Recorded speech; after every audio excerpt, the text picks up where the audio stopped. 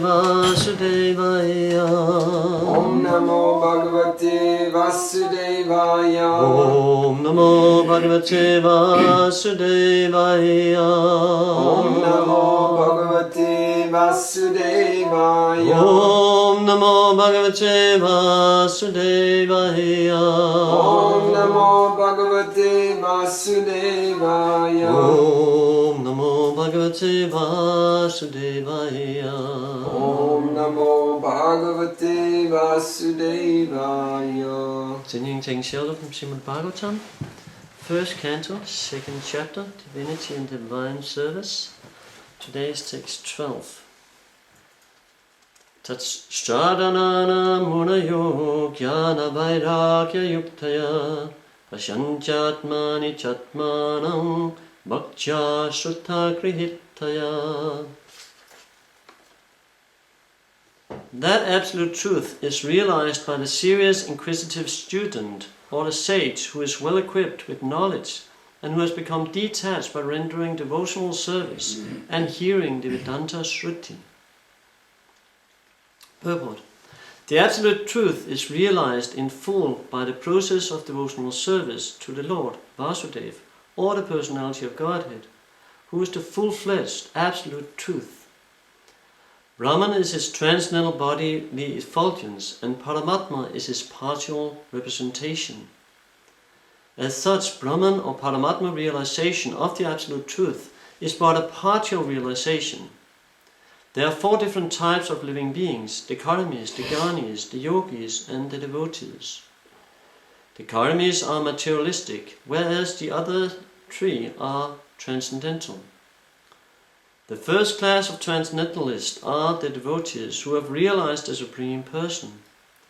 The second class transcendentalists are those who have partially realized a plenary portion of the Absolute Person. And the third class transcendentalists are those who have barely realized the spiritual focus of the Absolute Person. As stated in the Bhagavad Gita and other Vedic literatures, the Supreme Person is realized by devotional service, which is backed by full knowledge and detachment from material association. We have already discussed the point that devotional service is followed by knowledge and detachment from material association. As Brahman and Paramatma realizations are imperfect realizations of the Absolute Truth, so the means of realizing Brahman and Paramatma, i.e., the path of Jnana and Yoga, are also imperfect means of realizing the Absolute Truth. Devotional service, which is based on the foreground on full knowledge combined with detachment from material association, fixed upon the oral reception of the Vedanta Shruti, is the only perfect method of realizing the Absolute Truth by the seriously inquisitive student. Devotional service is not, therefore, meant for less intelligent class of transcendentalists. There are 3 classes of devotees, namely first, second, and third class. The third class devotee, or the neophytes, who have no knowledge nor are detached from material association, but who are simply attracted by the preliminary process of worshipping the deity in the temple, are called material devotees. Material devotees are more attached to material benefit than transcendental profit. Therefore, one has to make definite progress from the position of material devotional service to the second class devotional position. In the second class position, the devotee can see 4 principles in the devotional line, namely the personality of Godhead, his devotees, the ignorant, and the envious. One has to rise himself at least to the stage of second class devotee and thus become eligible to know the Absolute Truth. A third class devotee therefore has to receive the instructions of devotional service from the authoritative sources of Bhagavatam. The number 1 Bhagavatam is the established personality of devotee, and the other Bhagavatam is the message of Godhead. The third class devotee has therefore to go to the personality of devotee in order to learn the instructions of devotional service. Such a personality of devotee is not a professional man who earns his livelihood by the business of Bhagavatam.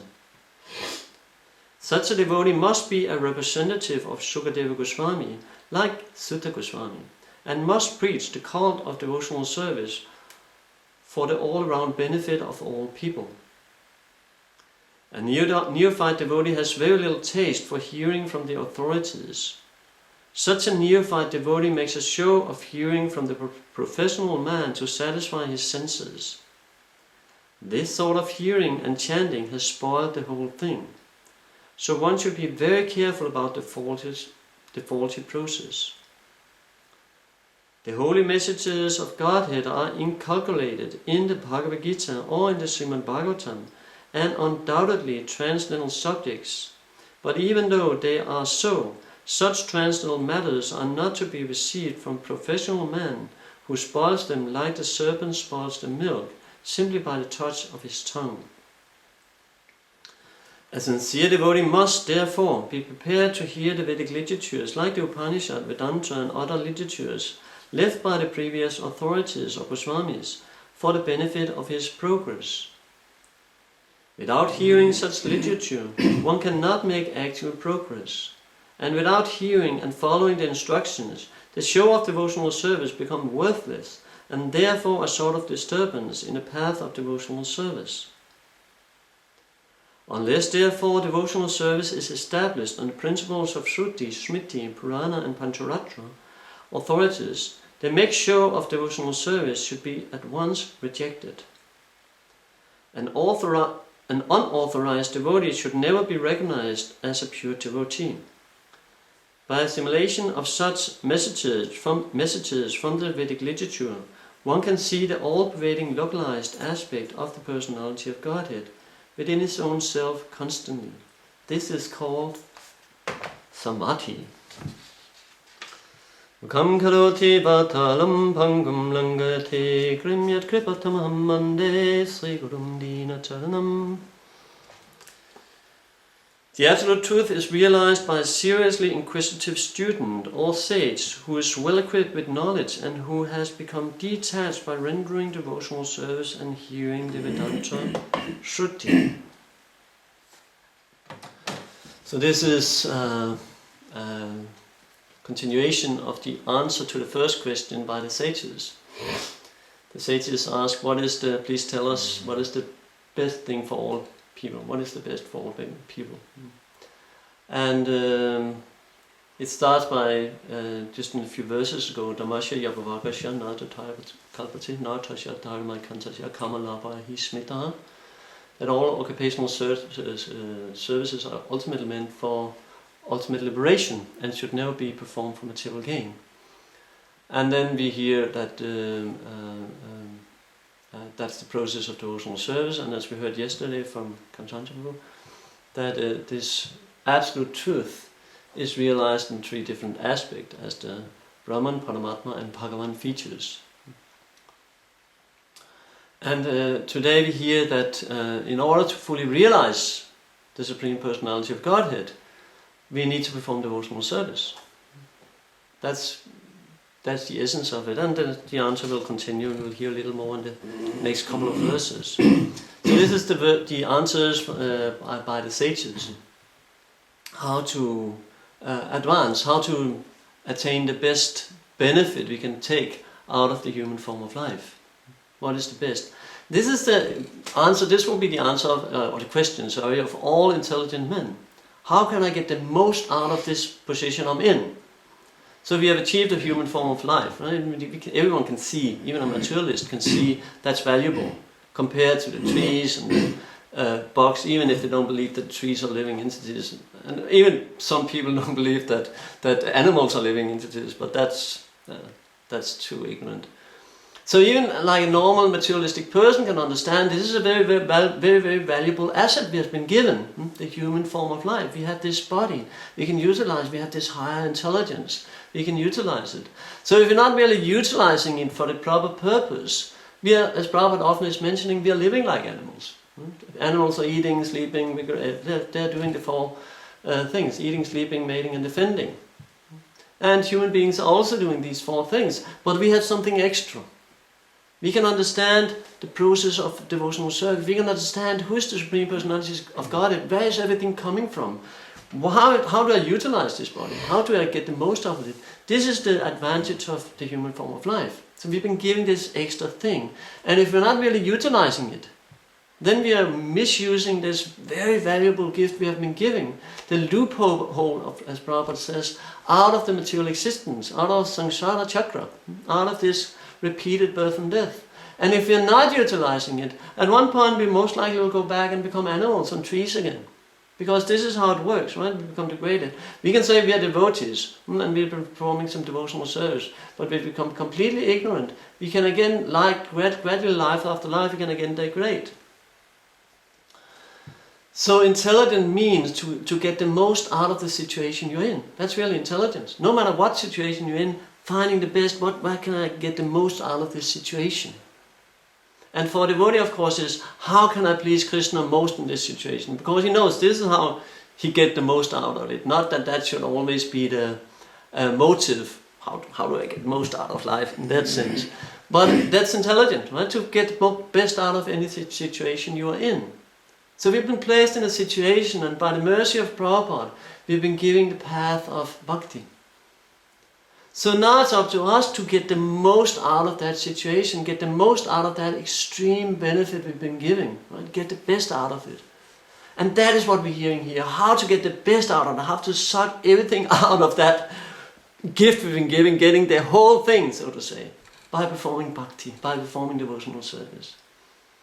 So often we see devotees, including myself, like after liberation, we want peaceful life, laid back, right, and being comfortable. We like being comfortable.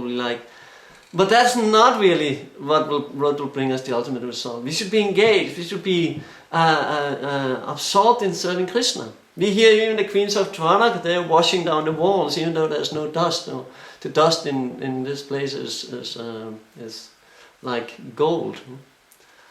But they're washing down the walls. Why? Because it pleases Krishna. They are engaging themselves in His service.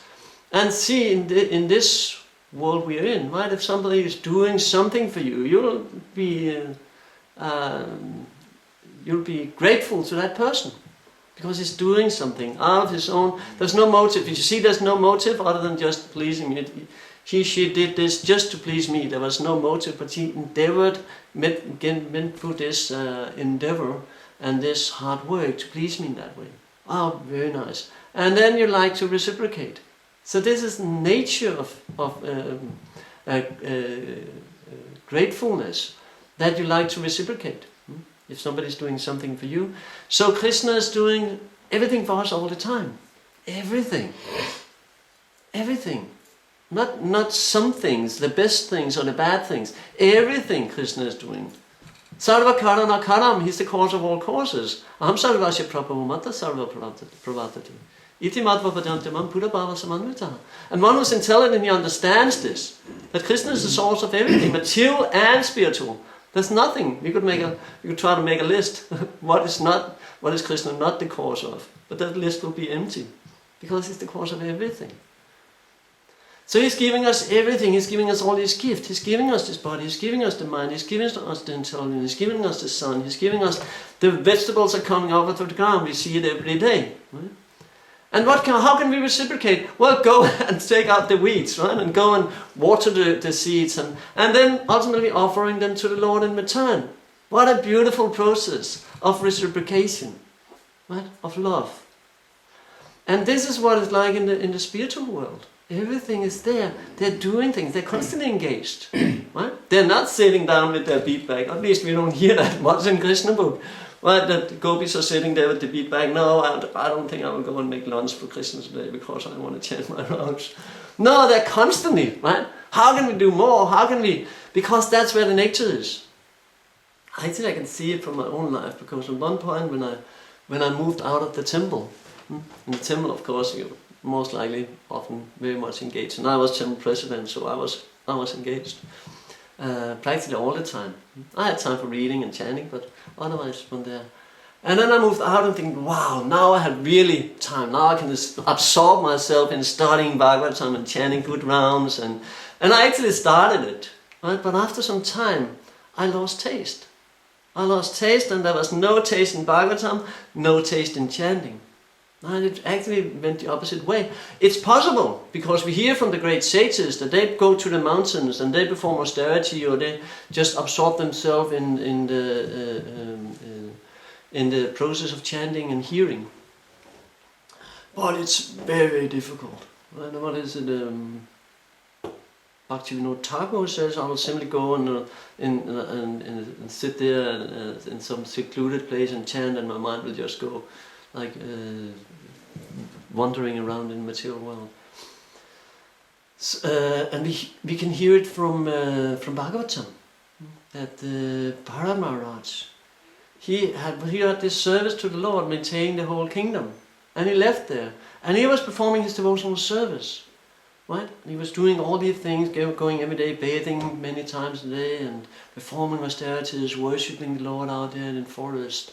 And then a little deviation, just a little deviation from his strict process, and he was completely absorbed in a deer all of a sudden, and worshipping that deer. And then he lost his attraction for serving the Lord. And we know Mahabharata, we hear he was on the level of Bhava. So even on that stage where it's practically impossible to fall down, if you're not engaged in devotional service, and that's mostly practical devotional service, because we know everything is really devotional service. It's also devotional service to chant. It's also devotional service to hear Bhagavatam and chant and study Bhagavatam. So it is devotional service, but it's just a more dangerous path. Devotional service, if you're fully absorbed. And also, Krishna is reciprocating. So if you see, and that's also a personal realization I have after I lost taste there. And again, I came here and there's lots of engagement, so I'm very engaged in devotional service. Taste is coming back, taste is there, right? There's more taste for, still not enough, but there's some little. And the beauty of it, you can do both. In Kali Yuga, you can do both at the same time. Anyone knows how? You can be completely absorbed in Bhagavatam by going with your earplugs, right? And you can do devotional service at the same time, sitting there weeding the potatoes, right? And listen to Bhagavatam and say, wow, I hear much more. I'm actually hearing more than when I'm studying. Right? I'm more, because this is very manual labor. Most of it here is manual labor, right? You just plug out some weeds, or you mow the lawn, or whatever you're just doing. It's lots of manual labor. But you can be completely absorbed there, just sitting, doing there, and your mind are engaged, so it's not wandering so much. At least that's my realization, it's not wandering so much. You can sit there and be completely absorbed in the Bhagavatam, getting the best of the situation again. This is what we should do. So Prabhupada here explains about there's three kinds of devotees. There's the Prakrita Bhakti, or the Kanishta Adhikari, and the Madhyama Adhikari, and the Uttama Adhikari. And we know again the Uttama Adhikari, he often goes to bhajan, just performing bhajan. But unless we're on that platform, it's just a more dangerous path. So the Kanishta Adhikari, how is it? Acharyam eva haraye pujanam shya shraplaye hate latha bhaktasya sanyesu shabhakta prakita smitaha. That Acharyam eva haraye, he's what? He's worshipping the deity. Acharyam eva haraye of Hariri. Pujanam, by doing puja, shraplaye hate, by faith, with faith, he's worshipping the deity. So is that a nearby devotee if he's worshipping the deity? No, that's not, because many misunderstand that verse and say deity worship is for neophytes. No, that's not what it means. It means he's not respecting, because that's the last part of the verse. Acharyam eva harine pujanam shratyayate tat bhaktesu chanyesu. He's not worshipping the bhaktas and the people in general. Sa bhakta prakrita, he's a prakrita. He's a materialistic devotee. He can worship the deities and do everything according to Shruti and Smriti and everything in the deity worship. But if he's not really engaged in devotional service, if he's not really understanding that he should worship Krishna, and he should worship the devotees, and he should even worship the materialist, because Krishna is in the heart of all of them, and serve them. So that's really how we reciprocate with materialists. Because also the Kanishta or the Madhyamarikai, he understands how to relate with all of them. That's the Madhyamarikai. He sees the devotee, he sees the envious and the what is it? Innocent. Huh? Innocent and indifferent. Lord. Huh? And the Lord. And the Lord himself, of course, yeah. So he sees them, he can distinguish. He can understand. The Kanishta cannot really. You just see everything. I'm the most advanced here. And that's how a Prakita Bhakti will see. I'm the most advanced. Everyone else is just my servants, right? They should serve me. But a Madhyamarikai, he understands, he sees, oh, there's the devotee. How should I relate with the devotee? I should serve them.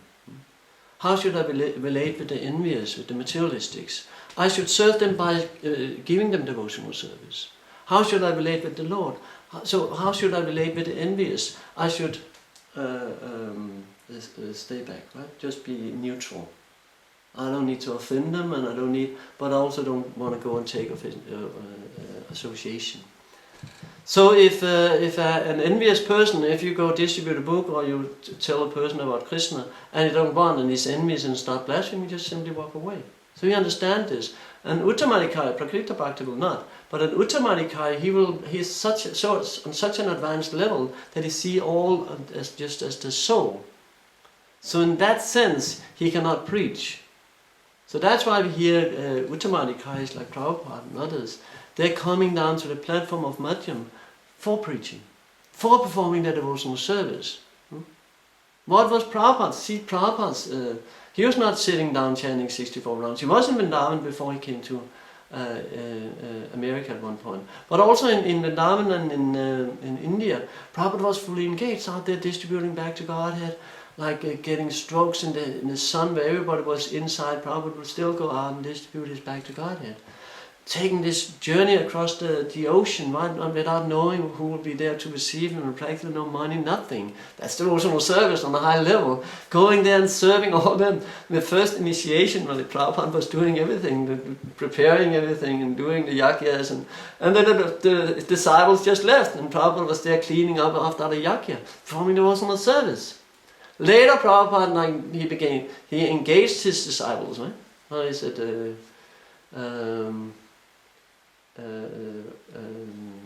In the song we sing every morning, third verse. Srivigrahara Ardhana Nityanana, right? Srivigrahara, he's engaged in worshipping the deities, but he's also expert in Srivigrahara Ardhana Nityanana, Sringaratan Mandira Madhyanadu, and he's Manjatanadu Mandira, he's cleaning the temples. And Sabhakti is also engaging his disciples in doing such work. And in the sixth one, Nikunya Yuna Ratikalaksita, he's very expert. He's Daksha. He's very expert in this. He's very expert in his devotional service. And therefore he's very dear to the Lord. That's why he's very dear to the Lord. He becomes very expert. He do his devotional service in a very expert way. He learned how to perform this service to the topmost of my ability. This is, we should always think, how can I improve? How can I get better? Right? How can I become faster or better in doing what I'm doing, the devotional service to the Lord? One of the symptoms of a pure devotee, as mentioned in Nectar of Devotion, is he never waste a second. It's always engaged. That's one of the qualities you can see, 6 qualities. That is always engaged in devotional service, and he constantly wants to improve, becoming better and better and better. So this is the gift, this is the value of this human form of life we've been giving. We can engage this useless body, right? And this crazy monkey-like mind. We can engage in the service of the Lord. And if we do that, Krishna will reciprocate, and he will give us the taste we are looking for. This is so simple. That's why Prabhupada said even a child can perform. Right? It's so simple. Simply engage this. Use it. Right? Whatever we've been giving here. Use it in the service, and we are still young, right? 60 years old, that's no age. We're still young, and we're not Navayoram like Krishna, but in one sense, like, what is old age? Old age is here in the mind. Right? This body, yeah, there might be problems here and there, sitting on the chair because... whatever, right? But we can still engage, we can still use it. Then find ways, right? Find ways to use it in the best way, to the best capacity. This is the beauty of devotional service. Everyone can take to it. And that is Prabhupada's mercy, that is Sri Gaunata's mercy. Giving out the fruit of love of God to everyone, right? Giving it for free. So let's take full advantage and help others do the same. So thank you very much. Any comments or questions? Yes, Prabhu. In the purport, Srila Prabhupada is saying something I do not really understand why he's terming it in that way. Maybe you can help. Personality of a devotee? No. Okay. Yeah, that's a little bit curious also, but wasn't it? He states about the impersonalist, that the impersonalist barely understand the focus of the Lord. Yeah. That's in the purpose, Yeah. the focus. It is. Whoa. Yeah. I don't understand why he's using that term. I'd like to find it. Impersonal focus, so definitely the word focus. Yeah.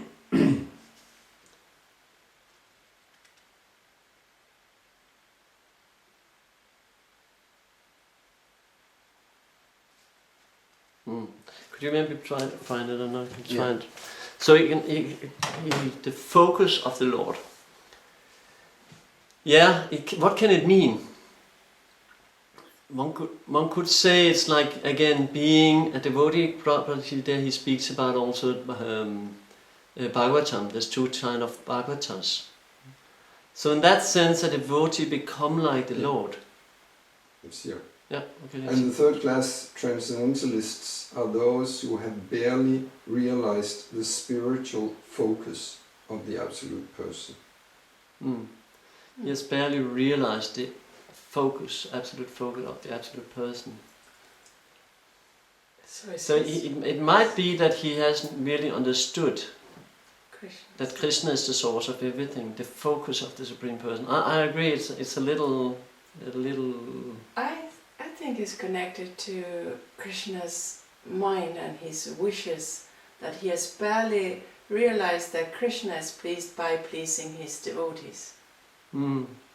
That's Krishna's focus. If you really want to please me, you serve my devotees. Yeah. So that is what is lacking in the neophyte devotee.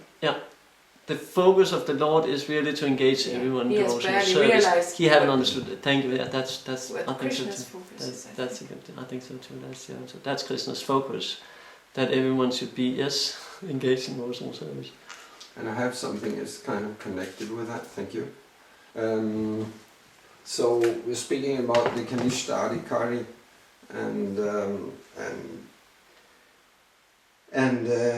the most really important thing is how the Kanishta doesn't understand how to relate to other living entities. It's stated, yes, he's simply engaged in the worship of the deities. This is kind of a traditional setup in India. But this may not be the situation in these modern times, especially maybe outside of India. So, as I see it, that can manifest in another way. And because not everyone is having deities and worshipping them, so how can you recognize who's on the Kanishta stage? Because it's also important to know who's on which stages and how to relate to them. And as I see it, the thing is really how you relate with other devotees. So if you're simply engaged in whatever devotional service sitting, and if you call that devotional service, it may be devotional service and not simply sitting behind a computer all day and doing basically nothing else except chanting your rounds, offering your foodstuffs, and doing nothing else but sitting and discussing on the computer in different forums, but you're not really serving devotees, not really trying to help them, please them or whatever, but always engaged more or less in arguments, and when you have the opportunity you're not really focused on serving them. Isn't that kind of the way you can understand who's still stuck on the Kanishta platform? Yeah. Because it's also, we know from I don't remember which Shastra, but or the Bhagavatam or what, but even higher than the worship of Vishnu is the worship of Tadyanam, of that which is related to Vishnu, also his devotees. So that's on a higher platform than serving the Lord directly. So serving the devotees is so important. But if you do not develop that sense of serving devotees, doesn't that mean that you're still stuck on that Kanishta platform? Or Yes, and that's also what the verse is saying. You're not being and serving the devotees, and also just serving the materialists, so to say, right? Serving everyone, like being understanding that everyone is. That's my duty, is to serve everyone. Trinada Pisu Nityana, the devotee sees himself more humble than a blade of grass. And you mentioned the Facebook warriors, right? It's such an easy platform of devotional service that you just sit in front of the computer all day. You can sit there and debate with materialists and try to convince them of devotion of bhakti, but I think there's very, very meager benefit of that for both, right? Because it's the lazy approach that you sit in front of your computer. No, go out there if you want to serve them.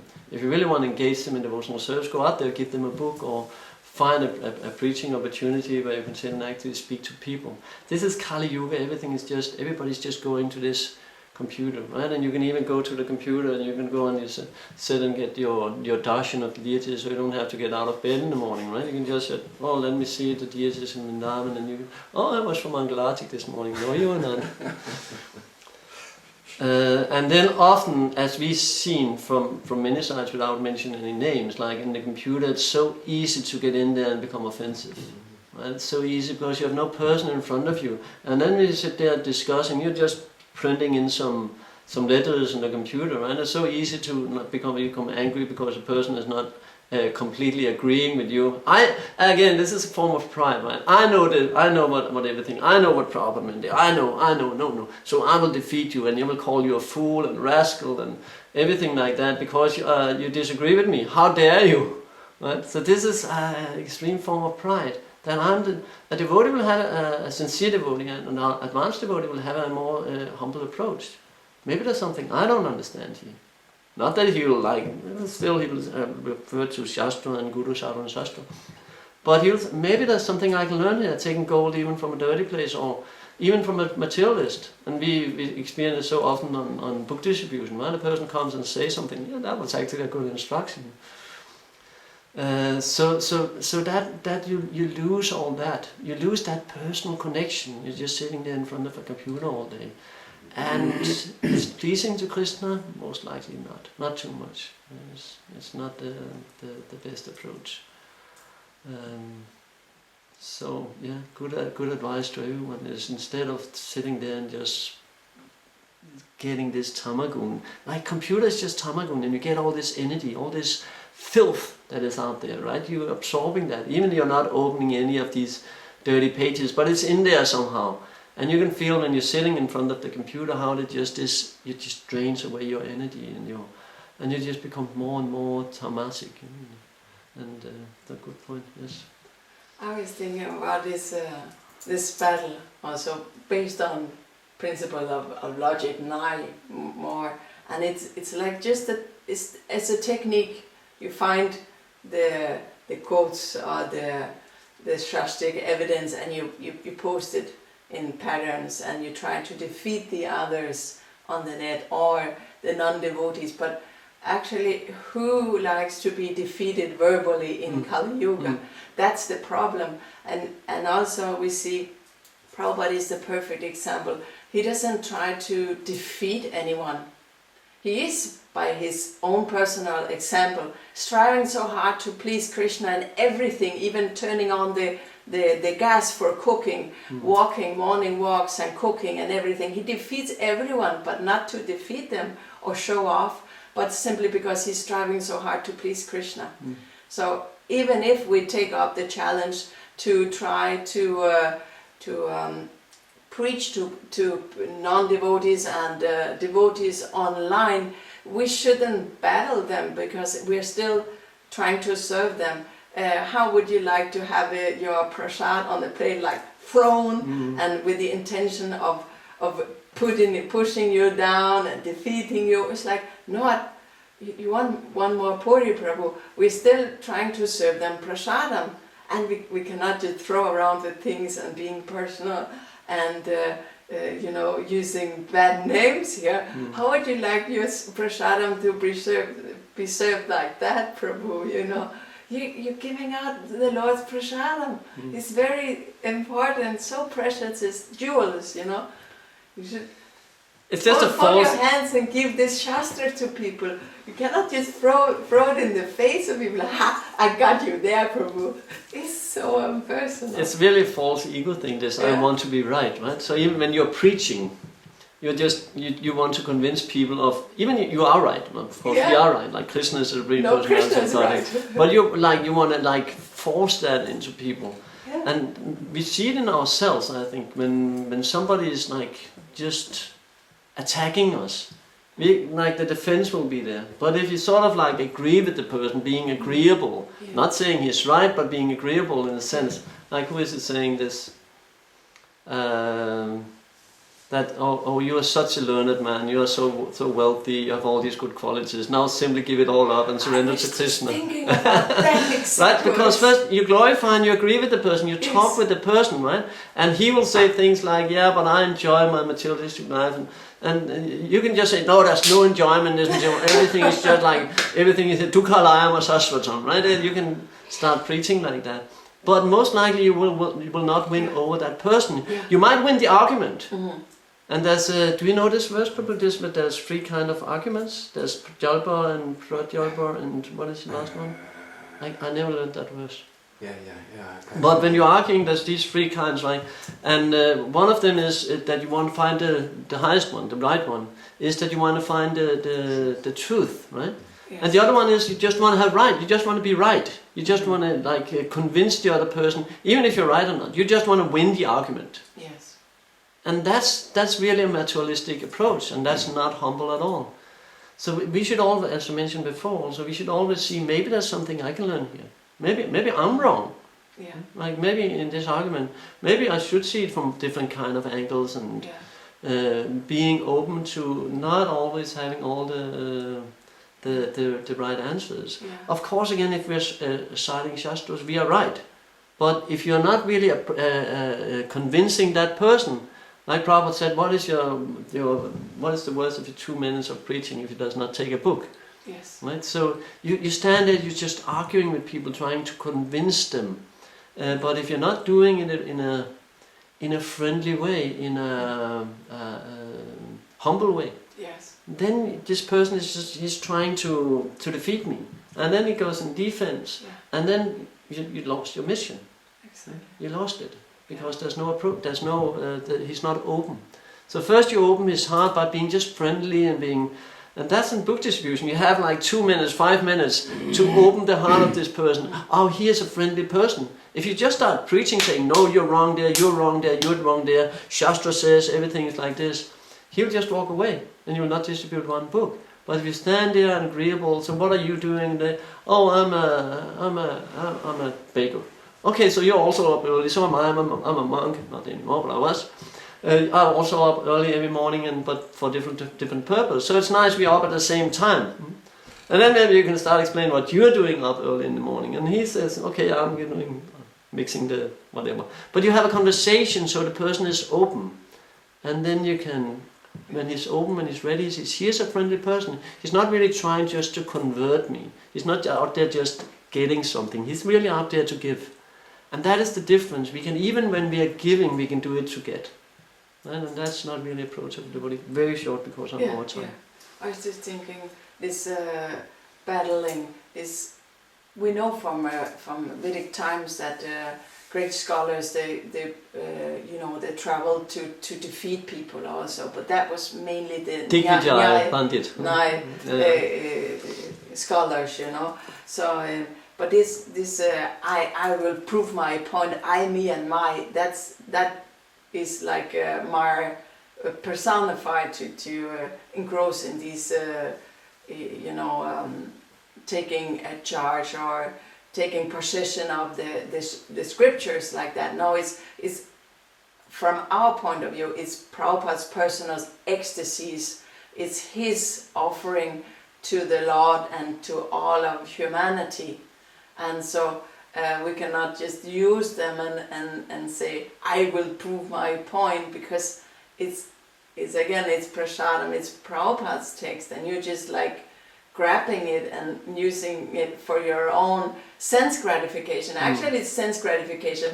Oh, I was right, I proved that, Prabhu, I was more advanced in cut paste techniques here with Prabhupada's personal ecstasies. Have you even asked Prabhupada on your knees, please allow me to serve humanity with your purports, cutting and pasting? May I deliver the right knowledge at the right time to please their ears, to advance their spiritual ecstasies? Have you asked that? Are you doing that?